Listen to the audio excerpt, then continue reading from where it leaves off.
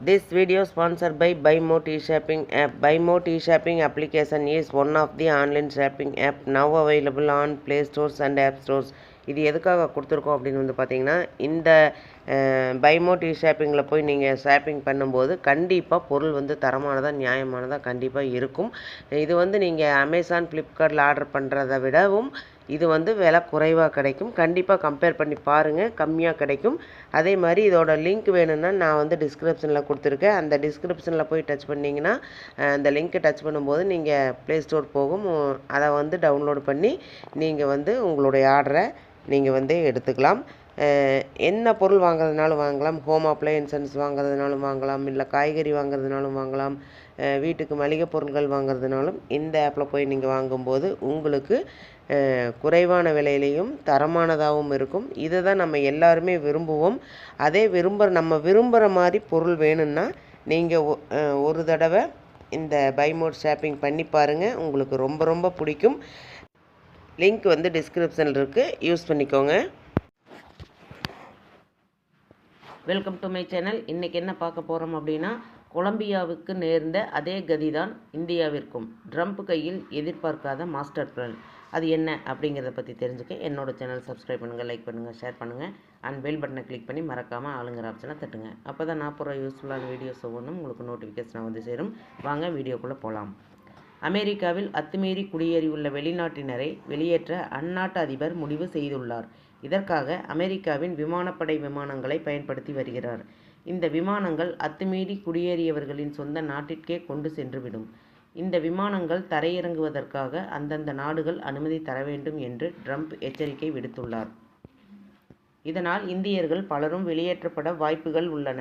ஆனால் முறையான விசா பெற்று அங்கே வசிக்கும் இந்தியர்களுக்கு இதனால் பிரச்சனை இல்லை. அமெரிக்காவில் சட்டவிரோதமாக வசிக்கும் இந்தியர்களை நாடு கடத்த இந்தியா திட்டம் போட்டுள்ளது. சுமார் 18,000 பேர் முதல் கட்டமாக இந்தியா கொண்டு வரப்படலாம். அமெரிக்காவின் வரி விதிப்பை தடுக்க இந்தியா இந்த முடிவை எடுக்கலாம் என்கிறார்கள். அமெரிக்காவில் குடியேறியிருக்கும் பலரை இந்தியா நாடு கடத்த திட்டமிட்டு உள்ளதாம். இதற்கான அதிகாரப்பூர்வ அறிவிப்பு விரைவில் வரலாம் என்கிறார்கள். ஆனால் அமெரிக்க வட்டார தகவலின்படி அந்த நாட்டு அரசின் கணக்குப்படி அங்கே 7 லட்சம் இந்தியர்கள் சட்டவிரோதமாக குடியேறி உள்ளனர். இதில் கணிசமானோர் குஜராத்தை சேர்ந்தவர்கள். இவர்கள் எல்லோரும் மெக்சிகோ வழியாக அமெரிக்கா சென்று அங்கே தஞ்சம் அடைந்து வசித்து வருகின்றனர். இவர்கள்தான் அதிக அளவில் இந்த சட்டத்தால் பாதிக்கப்பட வாய்ப்புகள் உள்ளதாக கூறப்படுகிறது. அமெரிக்காவின் தெற்கு எல்லையில் அதிபர் டொனால்ட் ட்ரம்ப் எமர்ஜென்சி கொண்டு வந்துள்ள நிலையில் அங்கிருந்து வெளிநாட்டினர் வெளியேற்றப்பட உள்ளனர். அத்துமீறி குடியேறியவர்கள் அமெரிக்காவில் இருந்து வெளியேற்றப்படுகின்றனர். இதற்கான கணக்கெடுப்பு நடந்து வருகிறது. அமெரிக்காவில் உள்ள கொலம்பியா மக்களை வெளியேற்றுவதில் ட்ரம்ப் தீவிரம் காட்டி வருகிறார். இதற்காக கொலம்பியா நாடு மீது கூடுதல் வரிகளையும் கூட அவர் விதித்து உள்ளார். அமெரிக்காவில் 4 விதமான மக்கள் அதிக அளவில் அகதிகளாக ஆவணங்கள் இன்றி குடியேறி உள்ளனர். கொலம்பியா மக்கள், மெக்சிகோ மக்கள், இந்தியர்கள், ஆப்பிரிக்கர்கள் அதிக அளவில் இங்கே ஆவணங்கள் இன்றி குடியேறி உள்ளனர். அமெரிக்காவில் உள்ள கொலம்பியா மக்களை வெளியேற்றுவதில் ட்ரம்ப் தீவிரம் காட்டி வருகிறார். இதற்காக கொலம்பியா நாட்டு மீது கூடுதல் வரிகளையும் கூட அவர் விதித்து உள்ளார்.